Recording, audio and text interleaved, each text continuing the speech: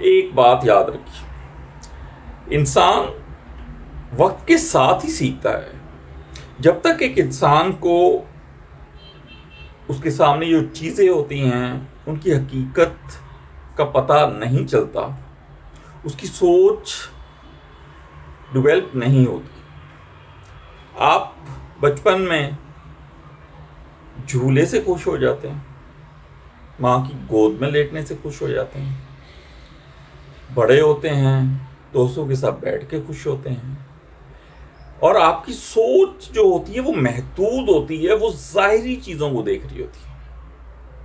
جب آپ 40 سے اوپر چلے جاتے ہیں تو قرآن میں بھی اللہ تعالیٰ نے فرما دیا ہے کہ جب یہ 40 کی عمر کو پہنچتا ہے، پختہ عمر کو پہنچتا ہے، 40 کو ایک پختہ عمر کا، تو پھر آپ کو حقیقت کا پتہ لگتا ہے کہ یہ دنیا عارضی ہے. میں نے 25 سال میں پروفیشن شروع کیا تھا، اور اس کے بعد میں جب ہوش آیا مجھے تو میں 40-45 کا ہو چکا تھا، اور 40-45 کا جب میں ہوا تو میں نے چیزوں کو دیکھا کہ یہ تو عارضی ہیں.